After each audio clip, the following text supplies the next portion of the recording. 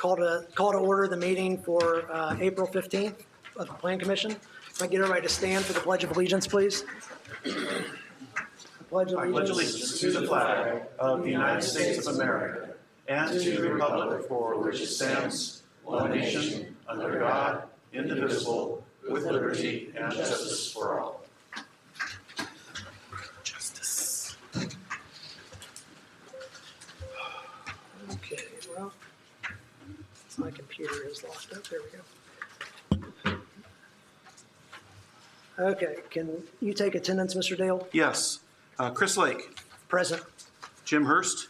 Present. Cindy Madrick. Present. David Franz. Absent. Mary Grabanowski. Absent. Nick Plopper. Present. Josh Fedor. Present. We have quorum. Thank you.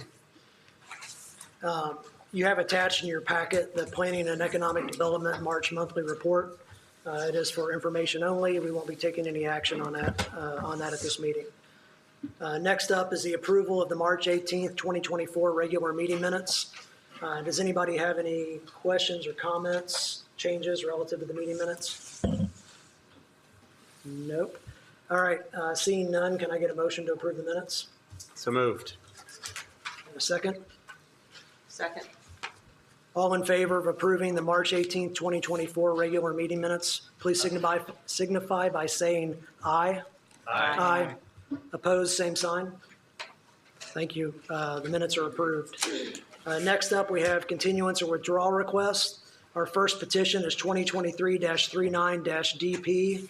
That's Stoller Roofing Office Building at 5898 South 700 East. This was originally presented at the October 16th meeting and has been continued to this point, and now staff is requesting a continuance to May 20th. Anything, Roger, you want to say? Other than we're requesting the continuance at this time. Okay. Any questions or comments from staff? I assume the petitioner isn't here to speak? No? All right, can we get a motion to continue? So moved. And a second? Second.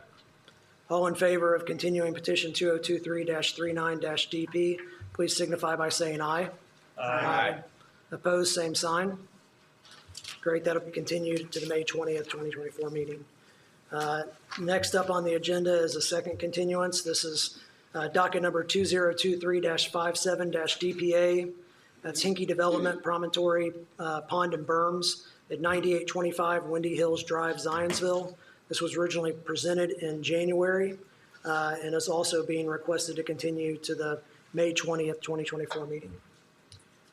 We have received a request from the petitioner to continue this one more month. The reason being, we were waiting on information from a third-party vendor to be analyzed. That information has been received and some other documentation, but what just wasn't available to staff in time to review for this meeting. So we discussed that with the petitioner, and they were willing to accept the continuance request. Great, thank you. Any comments or questions from the commission? No? Can I get a motion to continue? So moved. And a second? Second. All in favor of continuing docket 2023-57-DPA to the May 20th meeting, please signify by saying aye. Aye. Opposed, same sign. Petitions continue. Are there any other continuance requests for this evening? Yes. Yes. Please. Good evening. My name is Jeff Jacob. I'm an attorney at Hackman Hewlett. I've been hired by the Zionsville RDC to assist with the South Village PUD. And given the scope of the project, the importance of the property owners and the community, the feedback we've received around town is that this is a little too early to be heard this evening, and we would ask that the matter be continued to a meeting in May. Given the size of it, we did introduce via letter the concept of a special meeting. That's completely within your purview, but we would like to move this to sometime in May. Sure. We've discussed this, and I think unless the other commission members have any issue, our agenda for May is fairly light. Great. And so we think the May 20th meeting would be appropriate. Great. Okay. Thank you much. Yeah. Any comments or questions from the commission? Can I get a motion to continue, please? So moved. Can I get a second? Second. So for All right. clarity, Mr. Chair, that would be on the Plan Commission agenda for May 20th? May 20th, yep. Okay. So, At 6:30 PM. yes. Okay. If we can then vote for docket 2024-21-Z to continue that to the May 20th, 2024 meeting, please signify by saying aye. Aye. Opposed, same sign. All right, thank you Thank very you, much. All right, so our first new item of the evening is docket number 2024-22-MPR. This is Zionsville Redevelopment Commission, Century Senior Living EDA, South US 421 Holiday Farms EDA area. It's an adoption of declaratory resolution regarding the establishment of an economic development area and approval of economic development plan for Holiday Farms Century Senior Living PUD. Staff, if you can give your report. I'm actually going to defer Defer? to Corey Sharp, Okay. the EDC Director, and she'll take it from there. Great, thank you. Good evening, Commissioners. Corey Sharp, Redevelopment Director. I am here to give you a summary for the Century TIF request. You may remember I was online last month, was it last month, for a similar request for Wild Air. The Century project is located north of Interactive Academy on 421. You also have on your agenda later this evening a development plan and plats, and so they are moving forward with figuring out how their development can unfold on their site. Along the same path, they are figuring out how to finance their project as well.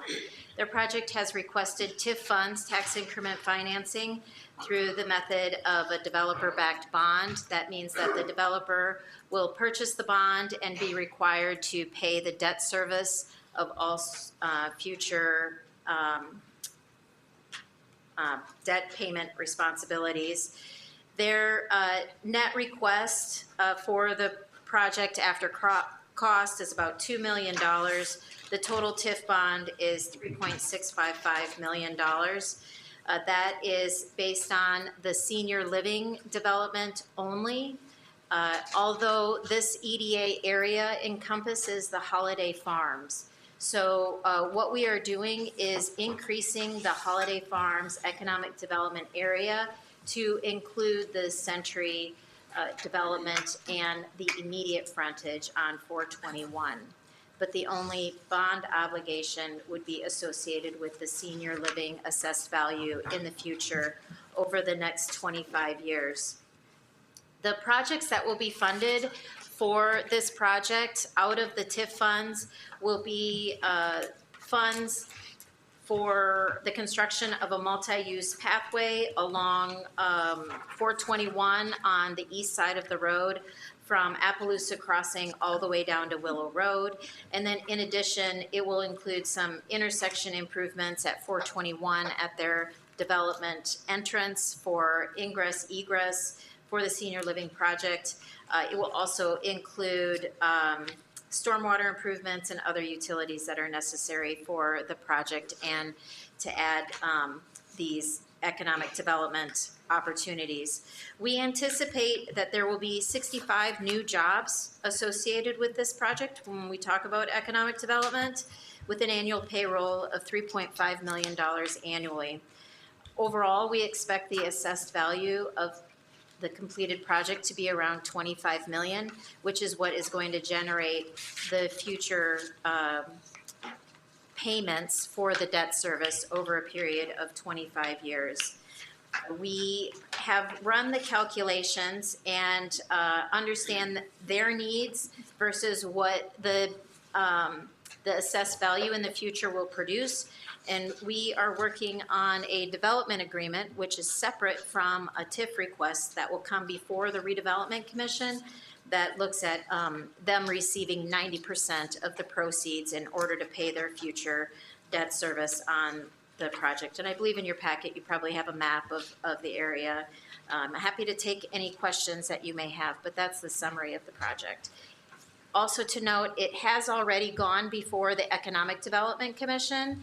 It received a favorable approval there. It also has been in front of the Redevelopment Commission for its first act declaratory resolution that was also approved.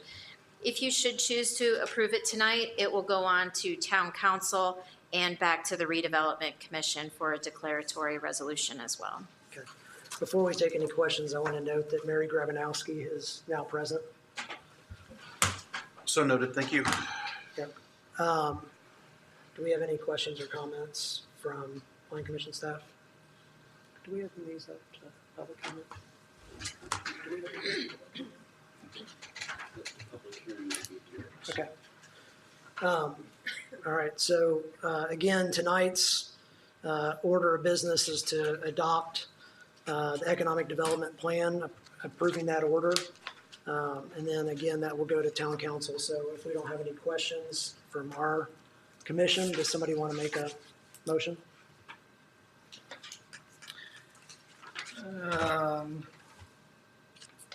I move for adoption of resolution 2024-01.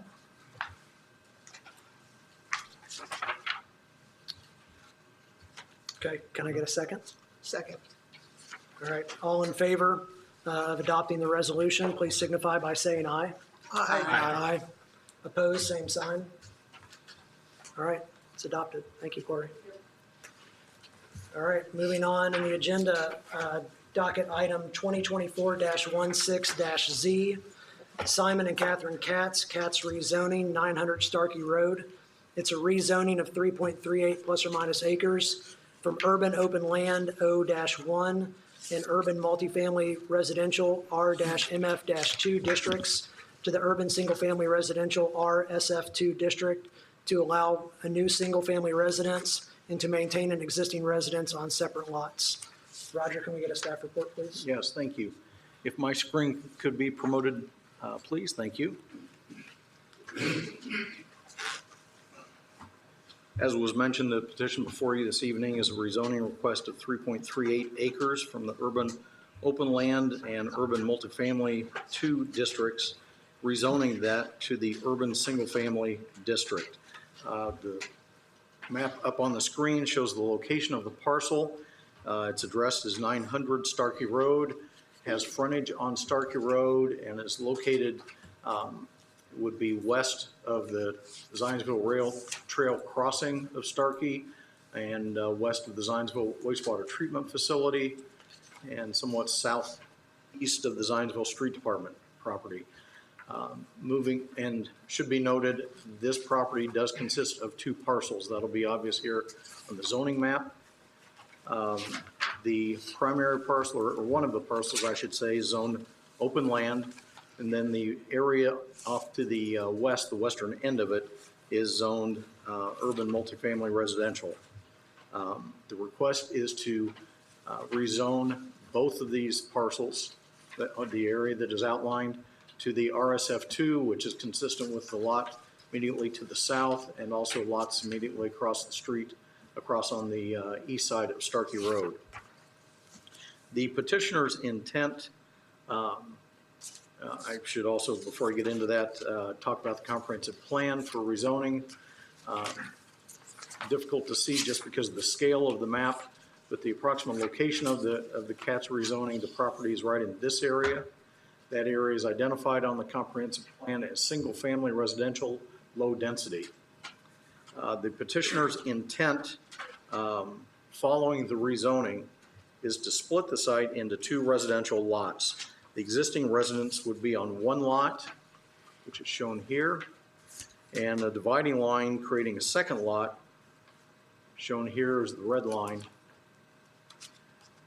would run between the residence and the existing garage. Dividing the lot in this manner would require the following development standards variances from the Board of Zoning Appeals.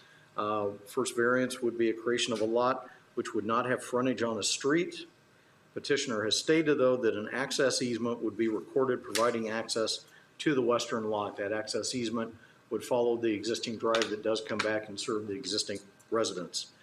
The second development standard variance which would be required is permitting an accessory building, that accessory building being the existing garage, to remain on a lot prior to a primary structure, the residence for the proposed western lot. And these have been discussed with the petitioner.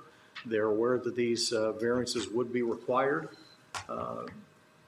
Again, pending the rezoning. Those variances really do not impact the rezoning request before you tonight. It's more of just a heads up to the petitioner that if you do develop as you're intending to, that these two development standards variances will be needed from the Board of Zoning Appeals. An item of interest on this, the RSF2 district to which they're wanting to rezone these properties requires a connection to public water and sewer services. Therefore, the existing home and any future home will need these connections. The variances from the BZA will be required for the proposed second home site as well. As noted in the staff report, the petitioner is also aware of this requirement for public water and sewer, and they've even submitted a letter that said they will meet that development standard. So the staff's recommendation is that we support a favorable recommendation to rezone the 3.3 acres to the urban single-family residential district, subject to the statements in the petitioner's response letter stating forth certain development criteria applicable to the subject property. And that response letter basically states they are aware of the need for the variances, they're aware of the need for the connection to public water and sanitary. They're just formalizing that. So I'll be glad to answer any questions you might have. Are there any questions for staff at this time? I've got one. Have you considered it? I know petitioner stated that they would commit to building the primary structure possibly within a certain time frame. Have you put an actual time frame or thought about a time frame for that? We have not discussed that with the petitioner specifically, but the way our ordinance reads, I don't know if you're going down the path of would that relieve them from the need for the variances. Unfortunately, the way our ordinance reads, that would not give them that relief needed. So they would still need to pursue the development standards variances. Hopefully, if they are able to commit to a certain period of time as to when the second residence would be constructed, that is something that I hope the BZA would take into account as they're considering granting or not granting the development standards variance. Yeah, I think putting my BZA hat on, we can probably take care of that relative to the variance versus the rezone. Just because you don't know how long it'll take to get to BZA, potentially Right. continue, then heard, then come back here for, well, probably wouldn't need to come back for development plan, but for permits and stuff. So if that's a concern of yours, I'm more than happy to pick that up at BZA and address it. Fair enough. You just don't want it to be left as a garage. I was just curious. Okay. Yeah, if it had been considered and if it was 5 years or 18 Yeah. months. I know a question I asked too is we have a lot of issues with the open land zoning classification. Some area got kind of thrown into that category when there was a annex, thank you. Couldn't get the word out, annexed. And so virtually every property along there that's done anything is kind of flipped out of that classification to something else just because none of the properties really meet the standards with which that zoning classification has. So,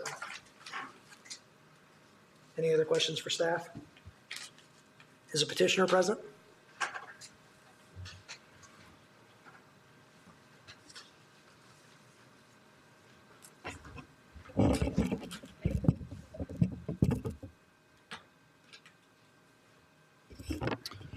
Good evening. My name is Roger Burris. I'm an attorney practicing at 410 West Oak Street in Zionsville. And I'm here representing Simon and Catherine Katz, the petitioners who are with me tonight. Kent Schaefer's also with us. He's the proposed builder for the new home. And the Katz purchased this property last year from Dan and Catherine Wilson. They've lived there for quite a while. I've known the Wilsons for probably 30 years. I think I've sent them lots of notices on other zoning petitions. And so it's kind of interesting how they assembled this parcel, because at one time they owned the property that along Starkey Road. There's utility poles, and it's kind of a floodplain in between this property and the Hunt Club Village development. And so then when Manchester Square was developed, they approached the Wilsons about needing a retention area, which was built. But so the Wilsons retained 1 acre of kind of buffer land behind their house, and that's the part that is still zoned multifamily. So it's kind of unusual to have a parcel that, and it's 2 parcels, but one is multifamily, one is open land. And the open land, yes, I can tell you stories about open land zoning and how that came to be or not came to be over the years. But suffice it to say that in this area of Starkey Road, it got zoned that way probably when it was annexed, because most of the people there were not asking for a zoning classification. So open land was kind of the default classification. And for the most part, the neighbors have allowed that to continue. But that means, because open land, the development standards are much, much different. They're not designed to promote single-family residential homes. They're designed to promote open land. So 5-acre minimum lot size, like 50 yards side yards, other things that would just make it. And that's why you've probably, the BZA's probably heard more variance petitions from Starkey Road than any other road I can think of. Mr. Lake, does that ring true? I don't know about that, but there certainly have been Yeah, I mean, quite a few of them, yes. the guy right next door has filed 3 times for multiple variances. Yes. Another home just remodeled the home up the street on Starkey, needed 5 variances just to remodel the home without adding a significant amount of additional building. So anyway, and actually, if you notice the parcel at 970 Starkey Road is on RSF2, that's because I helped rezone that a year ago. In fact, it was April 17th when I was here seeking a rezoning for that parcel. So my clients, as well as the clients, and actually they're related to each other,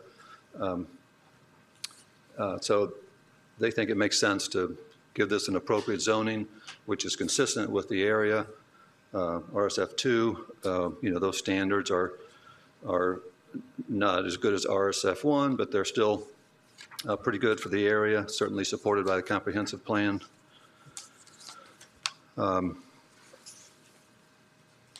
Yeah, the closest other buildings would be the Zionsville Police and Street Department Maintenance Facility, and then the southwesternmost building in Manchester Square.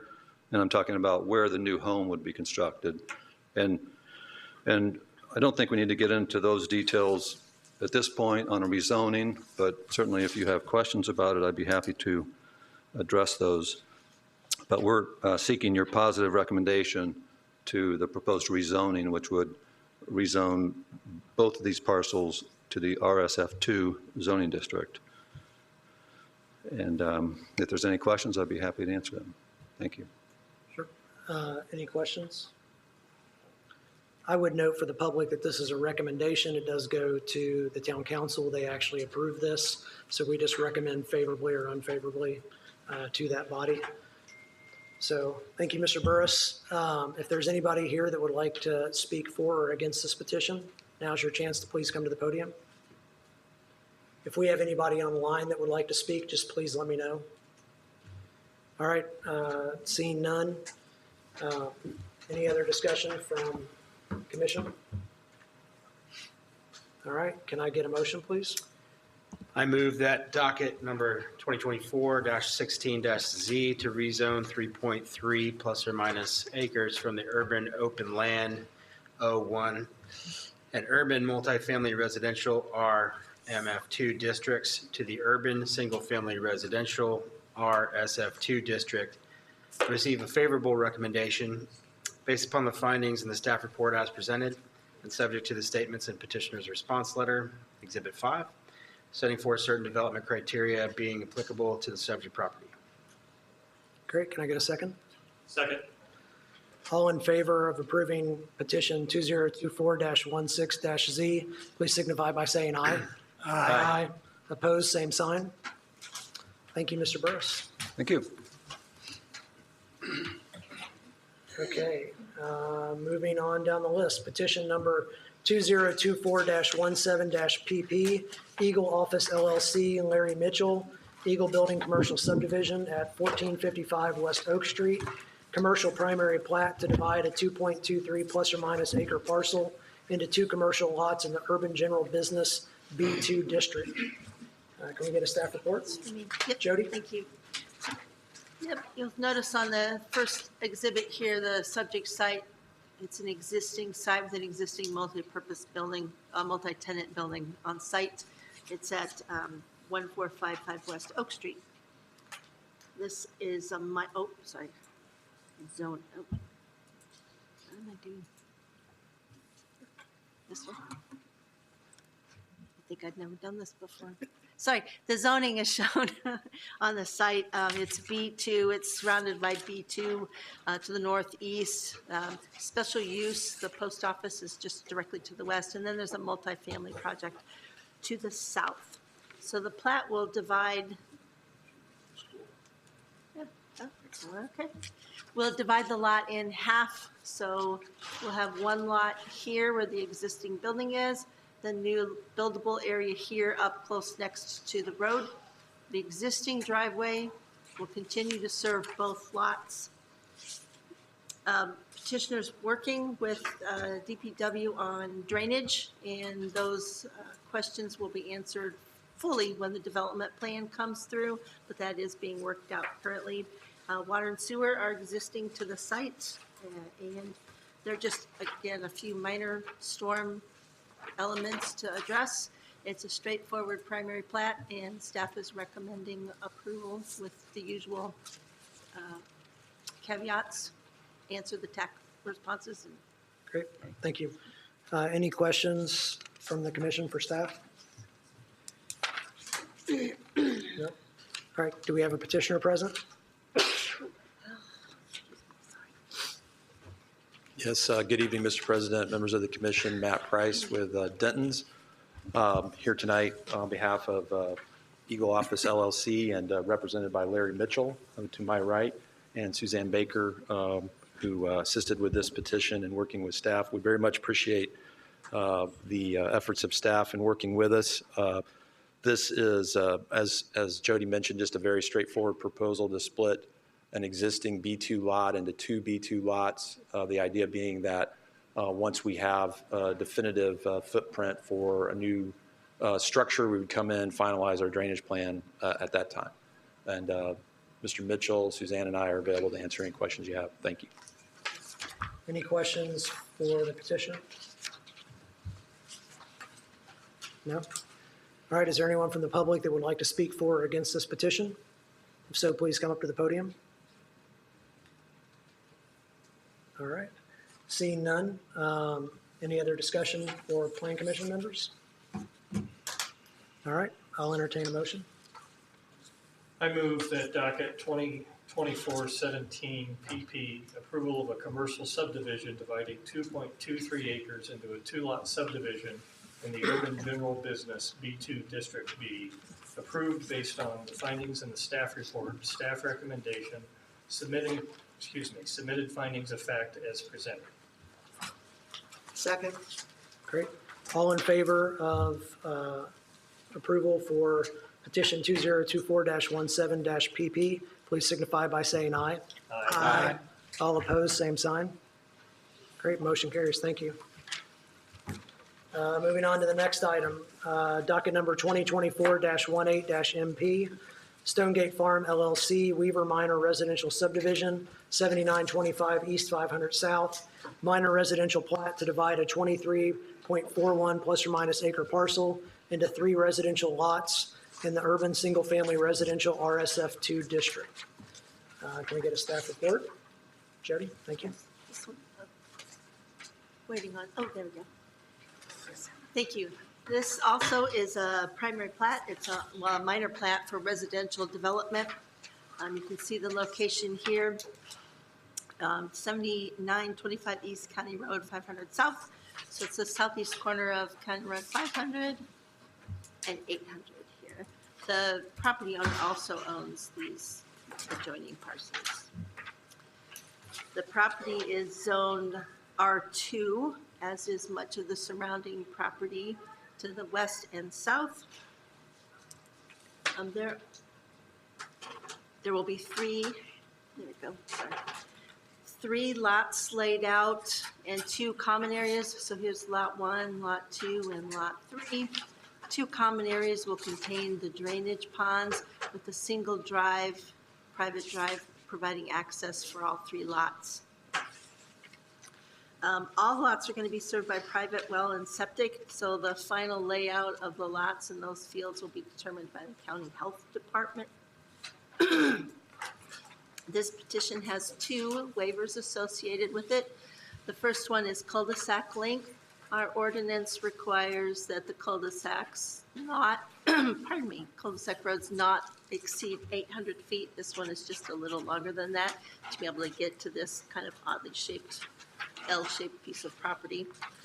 This has been reviewed by the fire department, and they're okay with the added length because the turnaround is at the end, and it will accommodate the fire equipment and other emergency equipment. So that's one waiver request. The second waiver request is to defer perimeter sidewalks on both perimeter streets, 500 and 800. The petitioner has offered that the pedestrian path along 800 would be installed not less than 60 days after a building permit is issued for the last home, and then the perimeter path along 500 would be installed when an adjoining project brings a sidewalk to that area as well. There are a few minor stormwater drainage comments to finalize, and these will be resolved when final secondary plat comes through. You do need to act on the waivers first before acting on the plat, and please discuss each one separately. The findings are in the staff report. I'm happy to answer any questions or turn it over to the petitioner. Any questions for staff? All right. Can the petitioner present, please? Mr. President, for the record, Mike Andrioli, 1393 West Oak Street. I'm here tonight with John Weaver. He and his wife own this parcel. It backs up to the southwest with the horse farm that he and his wife have in that particular location. They're seeking a minor plat tonight, approval with certain waivers, and I'll talk a little bit about some of the waivers. Also with me tonight is Brian Sheward from Kimley Horn to answer any technical questions. I think most of those, I think all of those have been addressed in terms of staff comments that we've gotten. Smallest lot will be 5.31 acres. Largest will be 6.5 acres. So this is a very large lot of development. 3 lots on this 24.3 acre parcel. Going to be very nicely done. Some of the landscaping has already been done out there, and Mr. Weaver and his past wife, along with his wife, owned landscaping businesses, and so he likes to get on the tractor and out there and do some work. So some of that has already been cleared, and it's growing nicely, and has taken really nicely, pretty nice presentation out there at this point. Access will be out 550 South. Requesting 4 waivers. First is a cul-de-sac waiver. This is slightly over the 800 feet requirement. Fire department had no particular problem with that. The actual cul-de-sac radius will be, according to town standards, will meet the town's requirements, and fire has already signed off with regard to all of that. This will be a well and septic. I know he met with the soil engineer already on the site, planning septic systems and trying to design them, assuming we get approval here. So that's well underway. So we need a waiver for the 800 feet of cul-de-sac length. In addition, we're not planning on installing any sidewalks on the interior for those 3 lots. We want to create a rural feel on there. A lot of landscaping is going to go into this this particular minor plat. One thing I might mention, and I think it was alluded to in the staff report, there was a issue raised, although it wasn't a requirement, of trying to do something to secure the pond at the north east corner of this particular site, given its proximity to the roadway, both 500 as well as, and we are going to do that with not with any guardrails. We think it'll demean the aesthetics of this particular minor plat, but we're going to do it with landscaping boulders and those types of things. There's already some mounding there, so there's some areas that we'll be able to go ahead and do with the landscaping boulders to secure that. I think it's a good idea from a liability standpoint on our part as well to make sure that that gets done. So that is something that they recommended and we wholeheartedly agree with. The two waivers that we're talking about with regard to the perimeter sidewalks, the one along County Road 500 South, we're suggesting that be treated exactly the same way as the one across the street from the entrance to Mr. Weaver's horse farm that was granted several months ago in terms of how that's handled. We have put on the plat, and it will be contained on the final version as well, that all three of the homeowners will have the responsibility to putting that in when requested to do so by the town. As to the perimeter bike path along 800, that seems to be one that has some connectivity and is probably going to be more utilized than the one on 500. And given the price of these lots, I think Mr. Weaver's made a business decision that he is going to go ahead and install that perimeter sidewalk. He is not going to leave that up to the residents to do that. Given the price of these lots, they may balk at that. So he's going to go ahead and do that. We've only asked to defer the installation as suggested in the staff report that we do it and have it installed 60 days after the last building permit. Those funds then will be raised from the sale of those lots to be able to go ahead and do that installation of that perimeter bike path along 800. That's really going to be the area that's going to be needed and be utilized, in our opinion, more immediately. The other thing is, given some of the concerns that I know the Commission has raised in the past with regard to some of the deferrals of bike path, this gives us, I think, a much more definable period on when it's going to be done, how it's going to be done, and who's going to do it, rather than just leave it up to landowners that are going to come along after the fact. So, especially with regard to 800, the lineal footage along 800 is fairly substantial, as you can see, so that's going to be a significant cost. So I think Mr. Weaver has decided he's going to go ahead and bear that cost and responsibility. And as I told Jody and mentioned to her, we're going to include that language as well on the plat, differentiate that waiver from the other waiver so that the three lot owners will understand that that's Mr. Weaver's responsibility to go ahead and put that in. Will have to be done. Be happy to answer any questions or any responses from members of the general public. Thank you.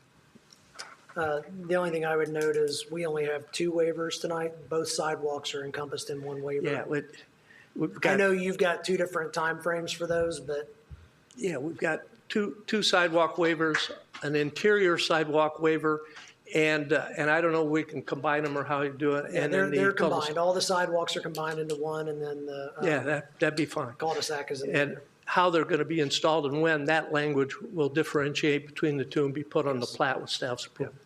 Yep. Okay. Anybody from the public that any questions for the petitioner? Fire chief was looking for a name. Do we have a name for the cul-de-sac? I'm sorry? The fire chief, in our materials, the fire chief made a note that he wanted a name for the cul-de-sac. I was just wondering if you've named it yet. We'll let Brian handle that one. I think we picked one out, so. Hi, Brian Schuer, Kimley Horn Associates, offices at 500 East 96th Street, Suite 300. Yes, we have offered a name. In my experience, we have to offer a name. They have to tell us we can't use that name. We go back and forth 10 times, and then we get it figured out. So Granite Drive, I think, is what Mr. Weaver was hoping for, but I think it has to check against the whole directory of roads in Boone County first. We are relatively open book with regard to that, but we did go ahead and offer the name. Okay, thank you. Any other questions from commission? All right, is there anybody from the public that would like to speak for or against this petition? If so, please come to the podium. Just state your name and your address, please. My name is Dylan Wyatt, 4442 Oakley Terrace. I am the HOA president for Hampshire, which is the subdivision to the northeast of the site, just came to say that we notified as many people in our community as we could of the meeting, and they are overwhelmingly in favor of this request. We did have a couple of comments, so I'll just read those for everybody to hear. There was a request for concrete siding instead of vinyl siding based on the size of the lots. I imagine that's probably going to happen. I'm guessing There was there's also probably no siding at all. Oh, yeah, exactly. No siding at all. Just saying. There was also a request for, is there going to be an HOA for these 3 lots? There was a concern about property values being affected in a close proximity again.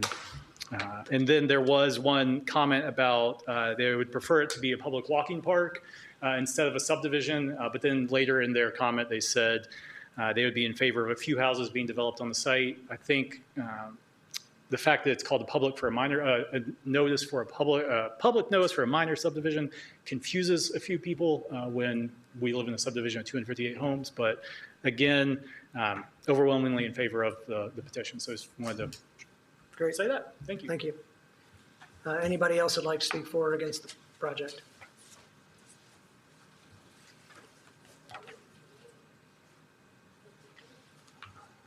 If you could just give us your name and address, please. Excuse me. Yeah, you got to be at the I microphone. wasn't expecting to do this. We own the property at 7970 East 500 South, which is directly across the And street. your name is? My name is Bill Taylor. Thank you. My wife's name is Janet Taylor. Okay. My only question is, I was just trying to figure out where these ponds are going. And I didn't know if Zionsville or Boone County or whatever is thinking of putting a roundabout in that intersection that whether it's a year from now or 20 years from now or whatever. And so what do you do with a pond that's in the middle of a roundabout? Roger, do you mind commenting on that, please? On the screen is the proposed plat, and there are 2 ponds that you mentioned. One is located in the northeastern area of the minor subdivision. Got the hand on the first proposed pond. So right up by the intersection. Yes, that's the one I had in question. Okay. Because it's right near the street there, and I didn't know how that interferes with if you guys decide to put a roundabout in there down the road from now. See? Let me show you where the second pond is, just so to make sure we cover it. Okay. It would be located down in this area. Right. Okay. So coming back to your question about would this pond interfere with a possible roundabout? Yes. In that area? I am not an engineer, so I almost need to defer to the petitioner's engineer. Do you have any insight on that, please, Brian? Yeah, I just have a question. I didn't know where. I had no sense. I'm Bill Taylor. I had no sense of distance in that, and so I was just curious about that. Here, I'm going to do this. I'll plug this in so that everybody else can see this too. And I'm in favor of the development. Really, it's not a. It's a good time to ask a I just question. had that question about it. that case, keep talking. Let's see, that'll share. So I think about a year ago, John, we helped John get an IDEM CSGP permit, which means he has a permission to move dirt around on his property. So it's been a fun project for me working with Sharon and John, because as you look at the screen, he's been kind of envisioning this literally as he's been thinking about how the road might come in. And he's also been doing some mounding, as I'm sure you've seen. So the natural drainage on the property, I guess I'll just speak to this real quick, and this would come with the secondary plat and the plans that'll be forthcoming. There's a grade break roughly in the middle of the site. Naturally, the water comes up to the corner, and so that's a natural place for us to put that pond. In fact, I think if I go back to previous images, you can even see how water tends to congregate up in that corner. So there's 55 feet of half right-of-way off of 500. And one thing to note, 500 is a Boone County highway controlled road. So that's 55 feet offset from the half. So that's 110 foot. Now, not on your side, because you've never dedicated that to them. And then off of 800, there's another 55 feet, 25 of which has already been dedicated. We're dedicating 30 with our minor plat. So my point is, and our pond is offset even further back than that from that edge. Then from what I'm looking at here. Correct. So that's the center of the road right there in the point. So I don't think if George Lewis was here, he's the staff engineer, he would probably say we'd have to look at the thoroughfare plan. I don't believe there's a call for a roundabout at this intersection. I don't think. I don't think there is. Otherwise, he'd tell me I have to dedicate it. No. Well, I just was curious about that, whether it's in the works or thought about or whatever. Right now, we're getting more traffic along there, but that's because 300 has been blocked off part of the way because of road construction on it. So people are coming around them. But I was just curious about, when you make a circle right there, what? The future engineers in town would have to figure out how to do that. Yeah. All right. Well, thank you for your comment. That's, otherwise thank you very much. Great. Oh. If you got any questions, you can reach. I guess I don't have to worry about it for a while. All right. Thank you. Anybody else from the public that would like to speak for or against? Okay. Any comments or questions, Plan Commission members? Okay. If I can get a motion, please.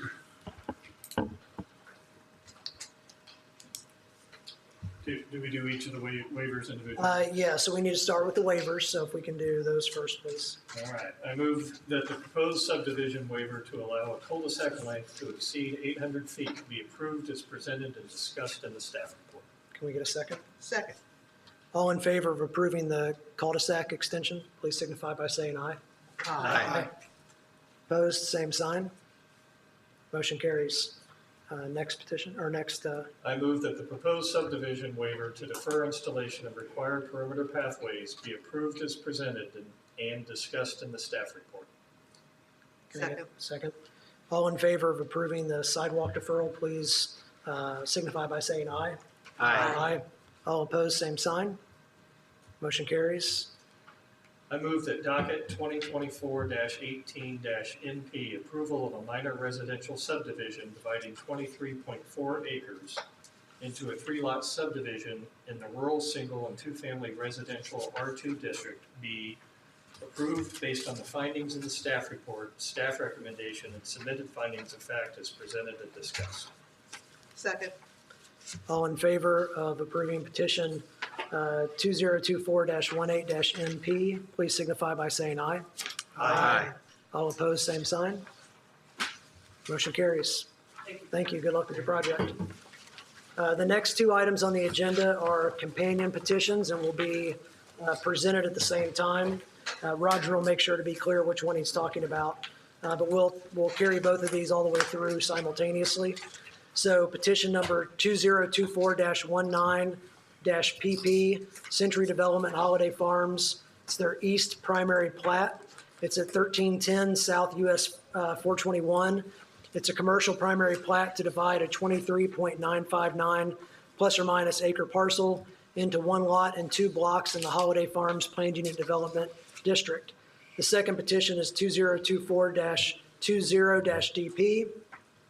That is Century Development Senior Living Facility Development Plan, 1310 South US 421, Development Plan Approval of 155-unit senior living, assisted senior living facility with private drive and associated site amenities in the Holiday Farms Planned Unit Development District. Can we get a staff report, please? Yes, thank you. As mentioned, we have 2 companion petitions, first being a primary plat, and then I'll follow up with information about a development plan.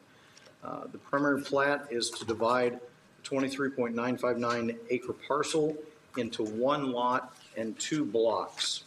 On the screen in front of you is a location map showing the entire 23, almost 24 acre site.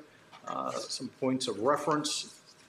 US 421, which is Michigan Road, borders the western edge of the parcel.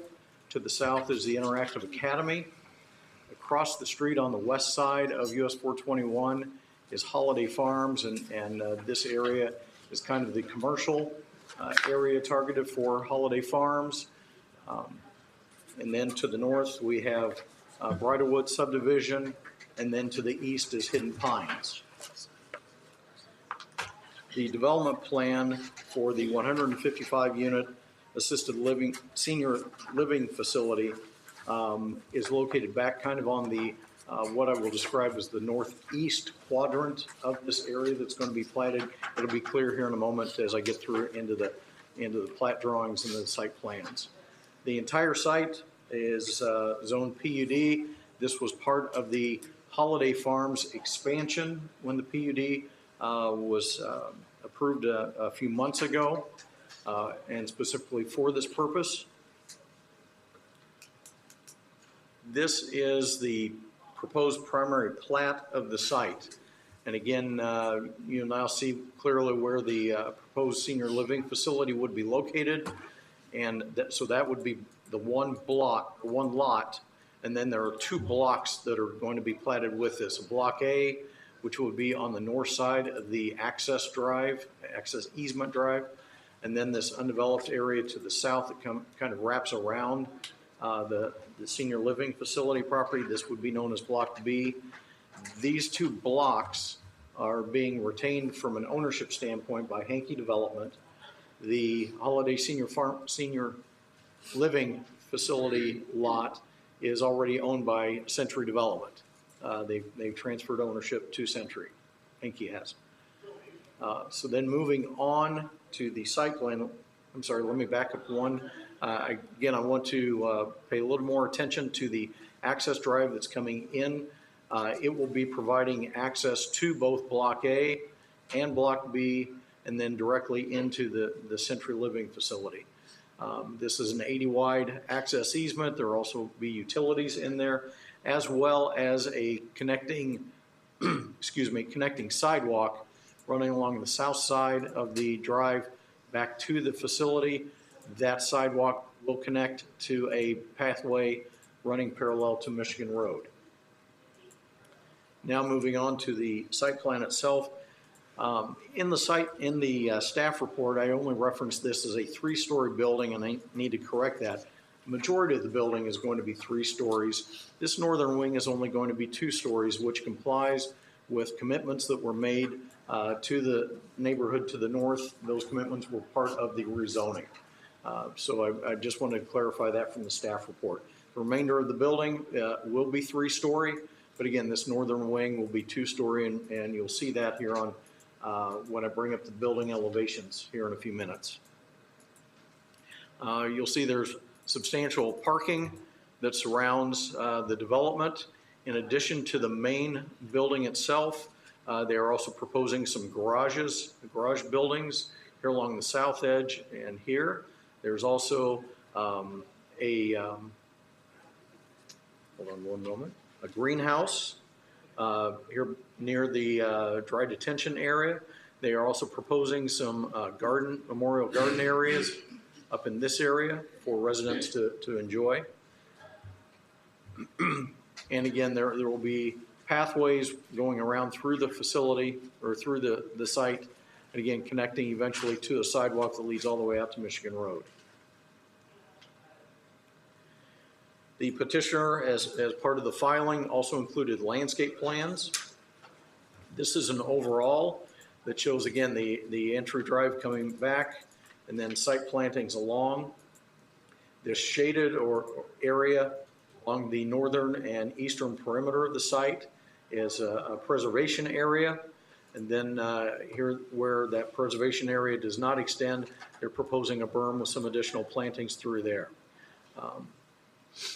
They have also provided a photometric plan that shows that this would comply with the standards of the Holiday Farms PUD. Just one item of clarification, they have gone ahead and added the perimeter readings of the photometric study all the way around the exterior property line, but there is a gap between those readings and the main part of the site. We as staff have asked them to fill in that gap just to make sure that everything is tracking as it should be. So that's one of the conditions of the comment letter. They have also provided light fixtures for the development. And they've also provided information about 2 monument signs that are proposed for the site. There are 2 different monument signs. One here that has kind of a 2-column monument And then another one, which is a single column. I'm going to go back to the site plan real quick just to show where those are. And one would be located up in this area at the main entry. Then the other one would be located right here as the main entry into the facility itself. They did also provide information about how these signs would be illuminated. I did not include that in this presentation, but we do have that information on file. This sheet also includes information about the trash dumpster enclosure, about how it will look and the materials involved with it. Moving on to the building elevations, they do include some colonial style elements, including pitched roofs, brick and fiber cement panel siding, and rectangular building shape. The building massing and materials meet the text of the Holiday Farms PUD ordinance. To direct you back to the drawings, this west elevation on top, this is the elevation that would be facing Michigan Road. So as you're coming off of Michigan Road, this is the main item that you would see. And going back to my earlier comments about 3-story versus 2-story, here you can clearly see the southern or right 2/3 from this elevation are 3-story, while the northern wing, which is closest to residential development to the north, is just a 2-story wing. This would be the main focal point. This is the main entry into the building, and ask you to keep that in mind because in another sheet or two, we're going to have a close-up of that. But then here, the south elevation, this is what would be facing in the direction toward Hidden Pines, but keep in mind that there's a significant stand of trees and a preservation area between this building elevation and Hidden Pines. Then we have, let me see, this is the north elevation, which is the 2-story wing that would be closest to the neighboring residential development. And this, That's the one. I'm sorry, I need to correct myself. This is the elevation that would be facing Hidden Pines. Apologize for that. This is the enlargement of the main entry into the facility. Just give some detail about majority of the facade will be brick. We've got some stone work down here along the base right at the main entry area, but then along the sides, not shown in this elevation, there is some fiber cement, let me get back to it, fiber cement paneling. Another reason why I wanted to show this close-up is that the front elevation does receive a little bit of relief with the addition of some exterior balconies and patios. So it's not just going to be a flat facade.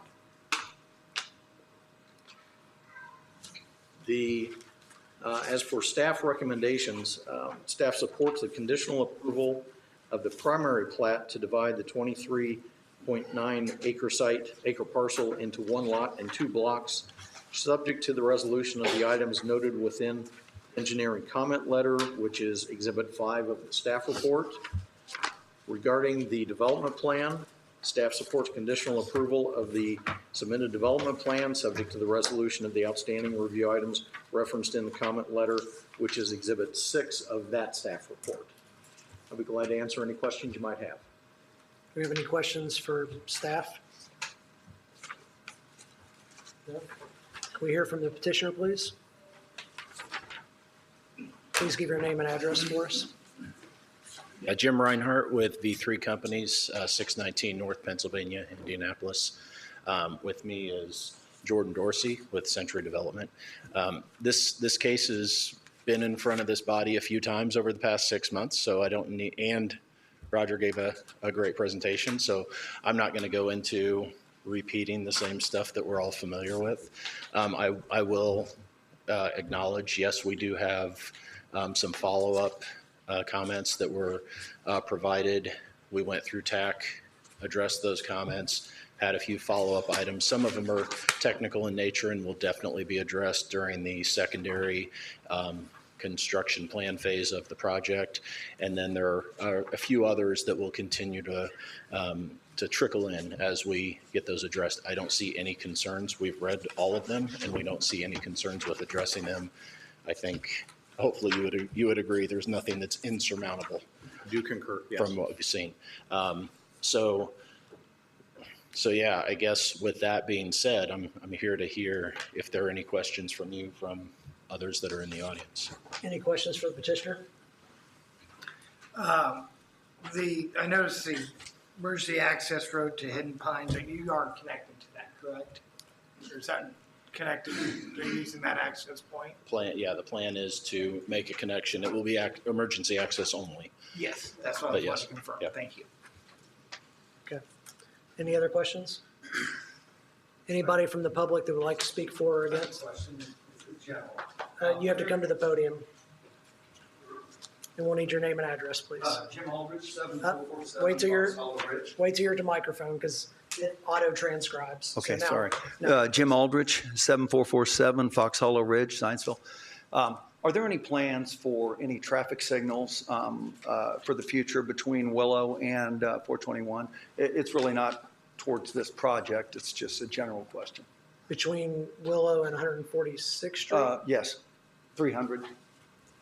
Well, I do know that studies are underway for an intersection or for a signal at this intersection, but it is not warranted yet with this development. There will need to be the development of Block A, Block B, as well as some of the development on the west side of Michigan Road.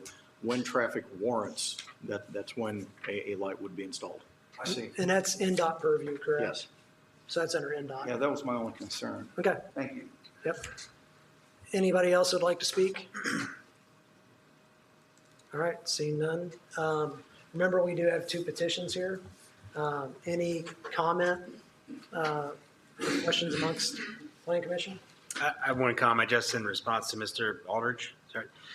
You can get on 421forward.com. It's a website that discusses the future plans for that very stretch of road. Because I know with all the recent development, it becomes more and more difficult for people for ingress and egress. Yep. So I think there'll be an actual place for that development without a signal. Okay, thank you. I believe they had a public meeting on this earlier this week, didn't they? NDOT did? Yeah, right upstairs. So Okay. just keep an eye on the town's website, you'll see those updates. Okay. Any other questions or comments? All right, if we can get a motion for our first petition, which is 2024-19-PP.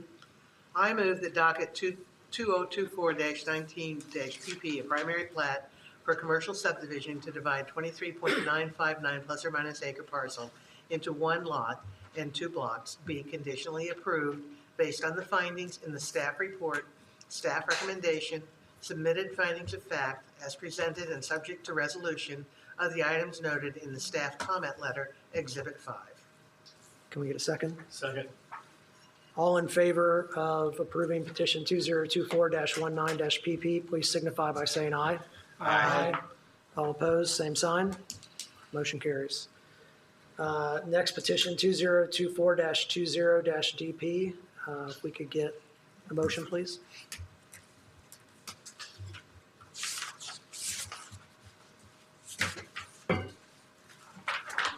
I move that docket number 2024-20-DP, a development plan approval of 155-unit assisted senior living facility with private drive and associated site amenities in the Holiday Farms PUD District be conditionally approved based on the findings of fact in the staff report and staff recommendations, subject to the resolution of outstanding review items identified by the comment letter Exhibit 6. Second. Great. All in favor of approval of petition 2024-20-DP, please signify by saying aye. Aye. All opposed, same sign. Motion carries. Our final petition of the evening is 2024-15-DPA. That's K&M Holdings, Inc. at 478 North 1100 East. It's a development plan amendment for a 3,200 square foot building on a 10.08 plus or minus acre parcel, being in the rural, general, industrial, rural I-2 district. If we could get a staff report, please. Yes, sir.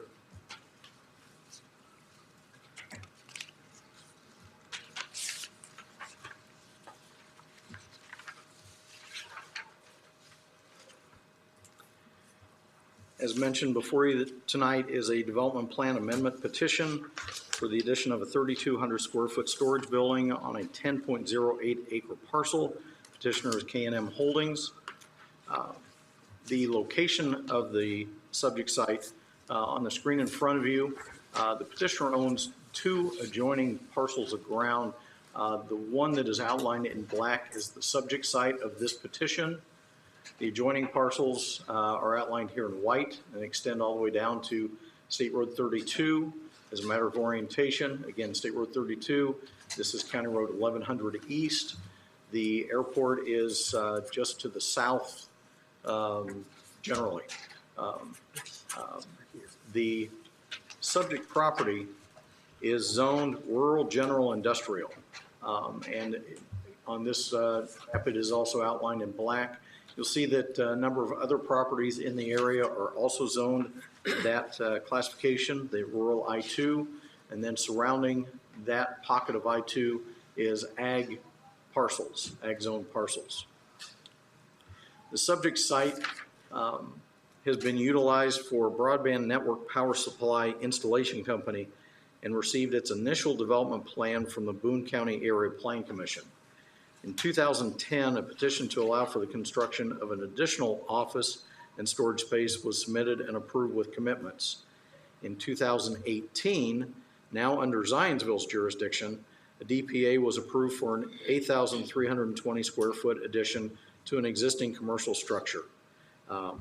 This DPA petition is for a new 3,200 square foot building for the operator to move materials currently stored outside into an enclosed building.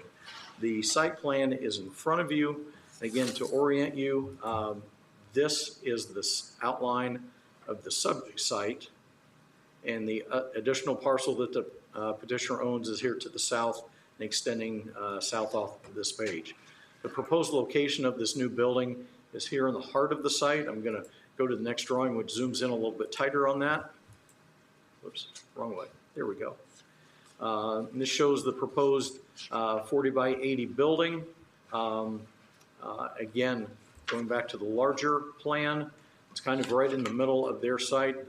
Upon a site visit, there were a number of outdoor materials stored through this area and just kind of around the site. Again, our understanding is that one of the intentions of this building is to move some of that inside. The petitioner has proposed landscaping at the entry into the site. Again, let me go back to the general drawing to show you where we're now talking about this area where landscaping would be installed. This was actually discussed and negotiated with Boone County Highway Department. Boone County Highway has jurisdiction over this road, and they have wanted to see this entry improved for commercial purposes because that is what it's being used for. And the petitioner has agreed to even pave the first 50 feet of this entry back to this point and install arborvitae here to help with some landscaping. One only concern we had with this landscaping was confirmation that these plants closest to the road would be outside of the vision clearance triangle, and we're squared away on that. The building that is being proposed would be a metal sided and metal roofed building, which is depicted here. The height is approximately 21 feet in height. The colors are depicted, and the only additional information is that the petitioner is proposing to put some floodlights on the ends of the building, much of similar to what is depicted here on this drawing. They would have one on each end.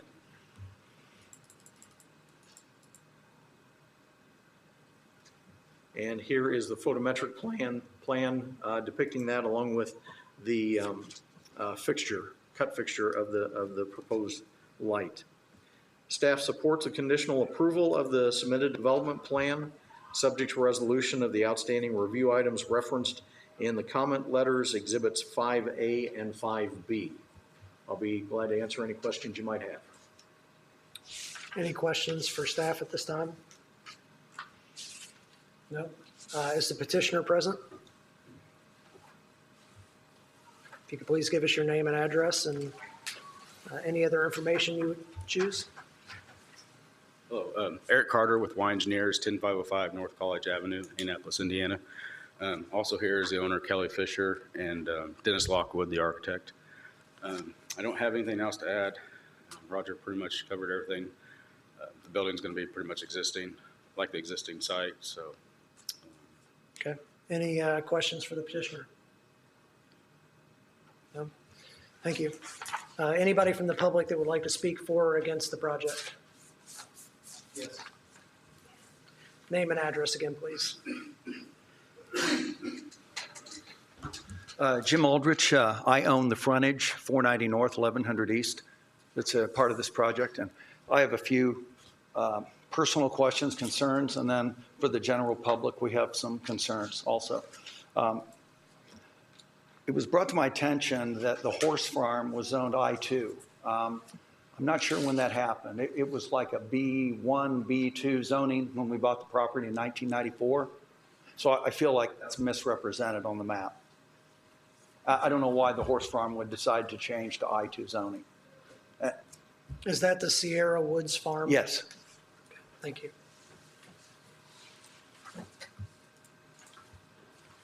That being said, mainly what our concerns are is that we have a commercial industrial business that's running basically out of kind of a grandfathered I-2 zoning clause from Great Lakes Asphalt, which was went out of business, I think, in the 70s.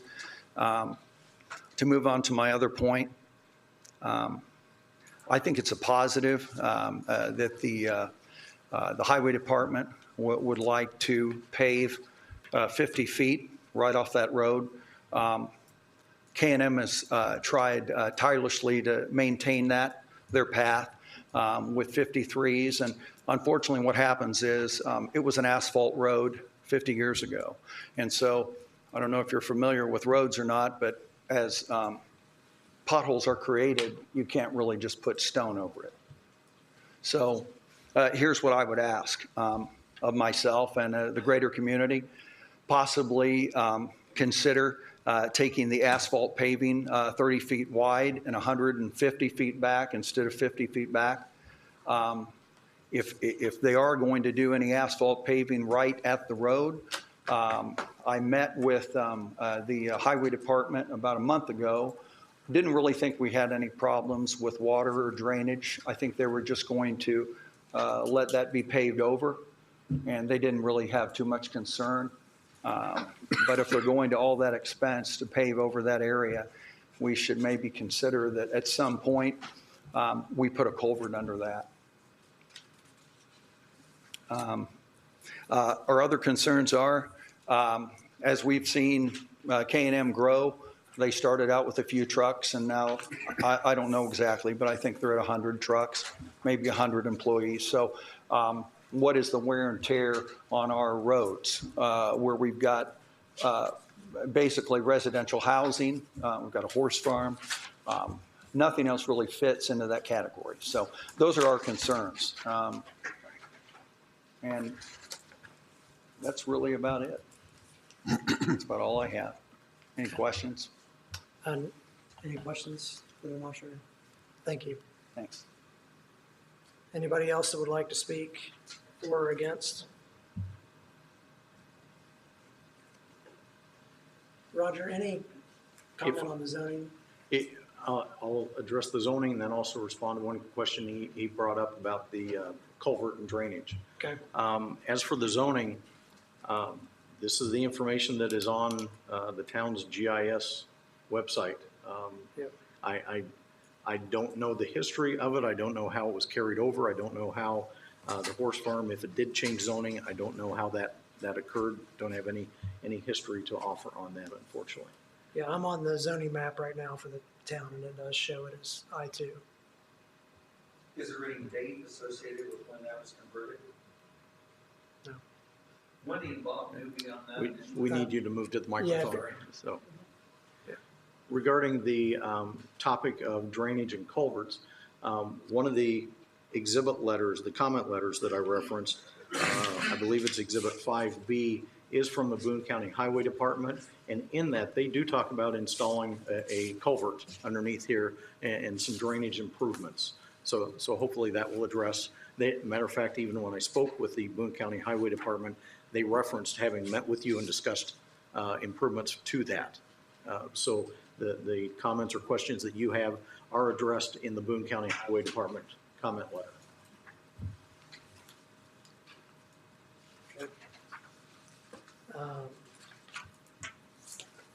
Questions, discussion amongst the commission?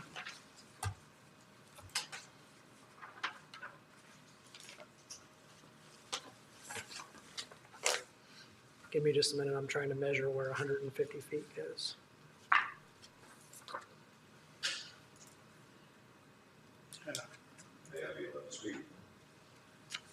Yeah, please give your name and address for us before you speak.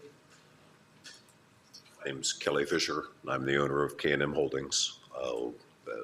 As Mr. Aldridge stated, this property was commercial when I bought it.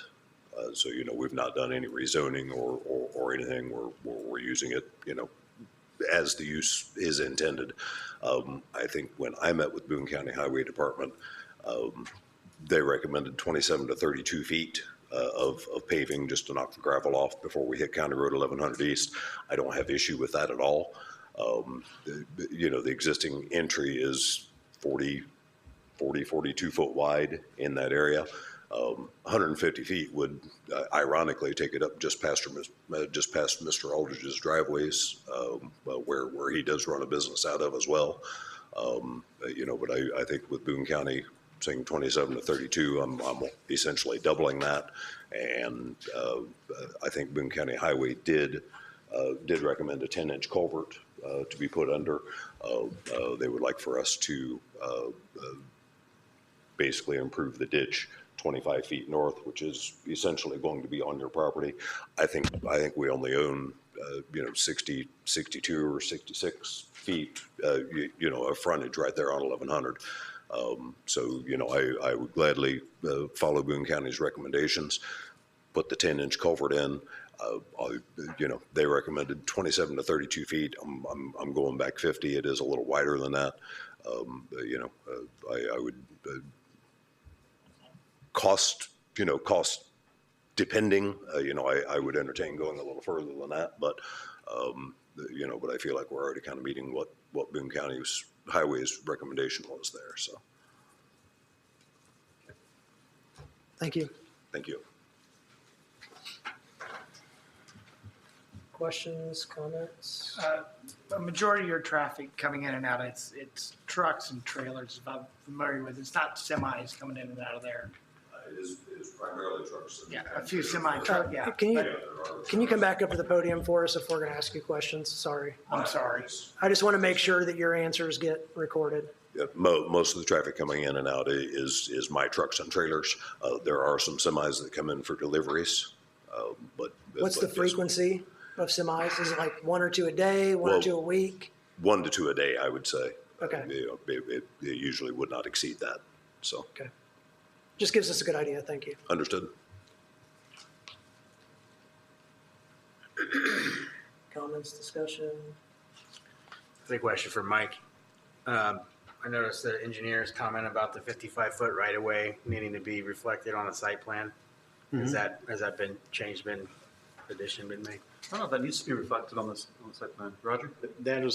That's one of the requirements that they will have to correct and show to move forward. That's why we're recommending a conditional approval tonight. Thank you. Other questions, comments? If not, if somebody would like to make a motion. I move that docket number 2024-15-DPA Development Plan Amendment for a 3,200 square foot building addition being in the Rural General Industrial I-2 District be conditionally approved based on the findings and facts in the staff report and staff recommendations, subject to resolution of outstanding review items identified in the comment letter Exhibit 5A and 5B. Wait, get a second? Second. All right, all in favor of approving petition 2024-15-DPA, please signify by saying aye.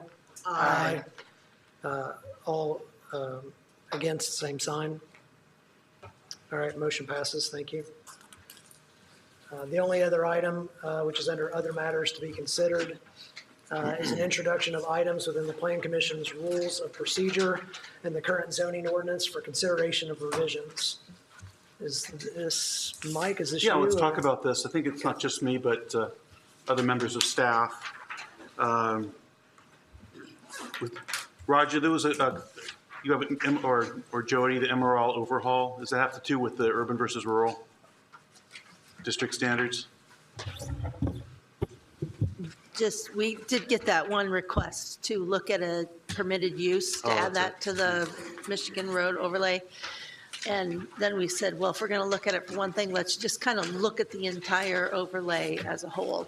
Rural versus urban is certainly one of those things, but if there are also elements within the overlay that we want to either enhance or reduce or remove, we would want to just take a comprehensive look and not just say, well, let's add this one use. Maybe we want to add more uses or take some away, so. And my understanding per our pre-meeting is the MRO urban was our classification. And when we annexed, we pulled in MRO rural. And there are some distinguishing elements between the two. And do we really need both? And what might a blended MRO look like? There was also a request from Matt Price, right, about car washes in the MRO? Yeah. Okay. All right. And that had to do with, I guess, the current MRO ordinance does not provide for car washes. And there was a request to amend the zoning ordinance to make that an option, to allow that as an option. Okay. What about updated enforcement? Is that just you guys trying to give yourself a little more room to work? Well, right now, there's no closure really in our code enforcement regulations. We continue to rack up fines against the property owner, but there's no next step referenced in there. Also, there's no provision within our ordinance to recoup or capture the legal fees and legal costs that we incur for code enforcement. So there's a number of things that we'd like to see changed to our code enforcement regulations. Okay.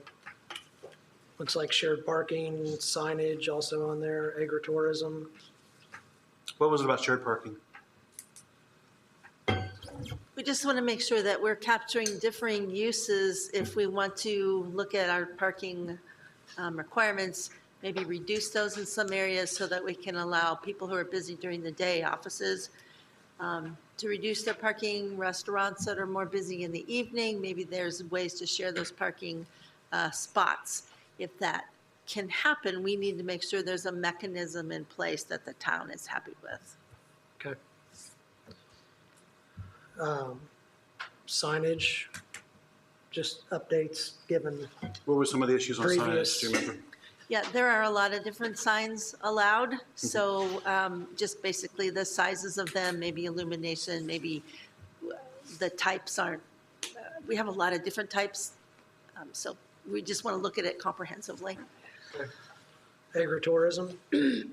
There's no provision, as far as I know, for agritourism. So, and in other jurisdictions, agritourism is well-defined, and there are standards for operations and standards for parking and so forth. Speaking addressly to agritourism, that we don't have within our current ordinance. Well, and it's in the comp plan, so it'd be nice to have it. Some language there in the ordinance as well. I think that's probably something that we want to promote. Yeah, oh yeah, And to absolutely. make provision for it. Okay. And then accessory uses, definitions, dwellings, lot coverage. I know we talked about this a little bit at the pre-meeting. Right. A peculiarity about our zoning ordinance is that we consider attached garages as accessory structures rather than part of the primary structure. And so we wrote that is detrimental to the property owner when they're seeking to get another accessory structure, but they're limited to the square footage of accessory structures, and they're damaged, so to speak, when we are including an attached garage as part of the accessory structure calculation. So given that we've just handled this in BZA, if this change were to happen in the next 3-4 months, I assume we could suspend our rules for the 1-year moratorium that they have to wait to be reheard because the rule has changed. You could. Okay. So I'm hearing that we That could. makes sense to me as well. Yeah. Yes. Okay. Okay. I'm trying to streamline this process. Great. And then it looks like renewable energy overlay districts. Yeah, this has come up a couple times. Again, we don't have a provision, specific provisions or standards, operational requirements for solar or renewable energy, wind or other. I think one school of thought is to revise our zoning ordinance to require an overlay district for these types of uses. So it'd be essentially a zoning matter to create an overlay district, and that way the town council can weigh in on whether they would support these type of, wind farms or solar farms. Okay. As a point of reference, this morning, the Boone County Commissioners adopted a 2-year moratorium on our all solar Who did? projects. They did. The Commissioners. They did this morning. And there was one other thing that I don't think made the list, and that is the difference between unnecessary hardship and practical difficulty.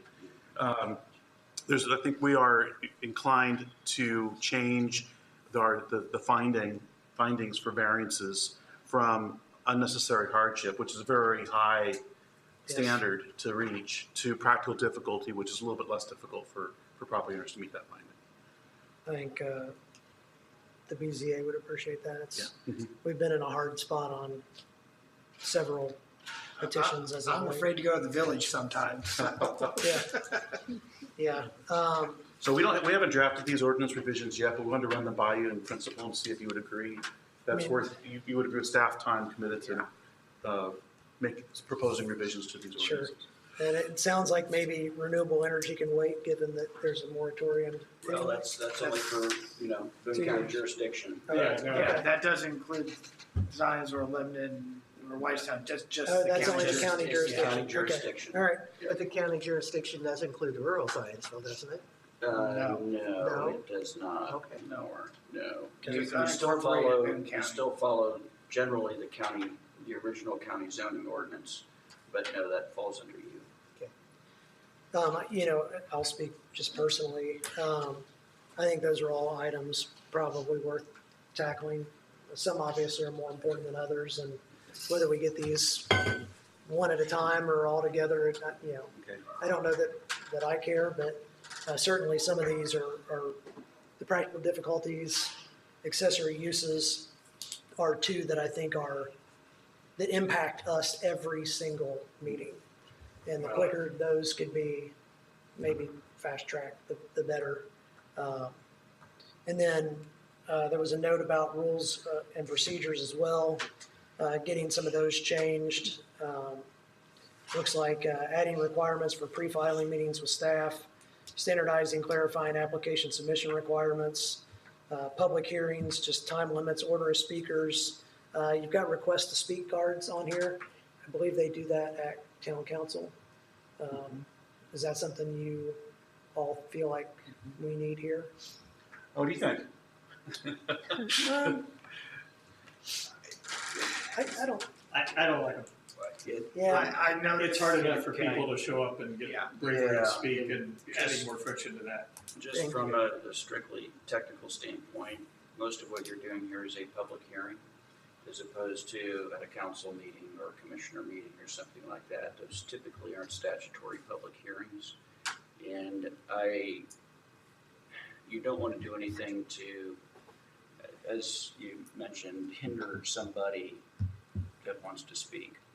And they might be a little bit more reluctant to do that if they had to sign up beforehand. Some of these were just items that staff was discussing based on how some other jurisdictions may run their show, so to speak. So if we're looking at updating anything about the public hearing procedures, if we're giving enough time for folks to speak, do we want them to sign in and call them to the podium, then request a speak card? Just, those are some of the elements that we were talking about, so. I think a lot of people, they get caught up in the moment and they want to speak, and then they wouldn't have thought to sign up ahead of time. Yeah. Sure. We Yep. saw that tonight. I think for me, I would much rather focus on the facilitation of their speaking and making them aware of the time limits they have, that we would, that if somebody's already brought up a topic, feel free to say +1 and move on, so that we can, in an orderly manner, get through all the public comment and everybody has the chance to speak. I think that's probably, and whether we bring that up as a reminder at the beginning of each meeting, because we don't get the same people every single meeting. And so, kind of bringing that up as part of our normal course of business in the evening, I think would be beneficial.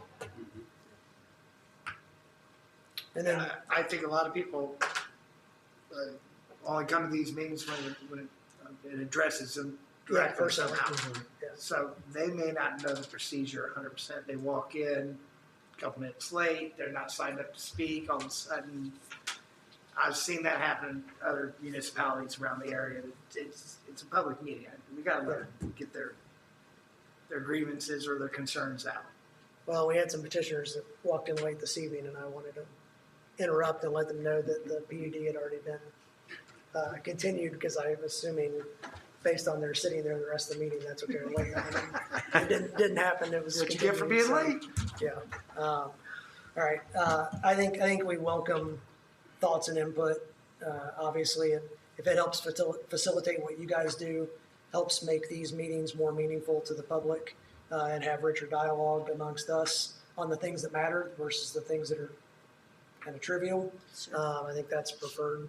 So, any other comments from the commission? Well, the renewable energy, especially learning just now that Boone County has a moratorium. I don't know if that's going to make developers push harder to come into Zionsville sooner. That was my thought process. Yeah. So I wouldn't let that sleep too long. The amount of developable land you have, particularly Perry Township, or what used to be Perry Township, and northern areas, that may make it more attractive. Heard Brickyard Solar might be coming back, who knows? But yeah, that was kind of my. Thank you for raising it. Yeah, that was kind of my point. Thank you for that, and I'd put it up there with your BZA sort of related items. Yeah. Fair enough. You may want to address that sooner rather than later. Okay. Any other comments? Can we get a motion to adjourn? So moved. And a second. All right. But Mary has to stay another 10 I'm minutes. sitting here. Meeting adjourned.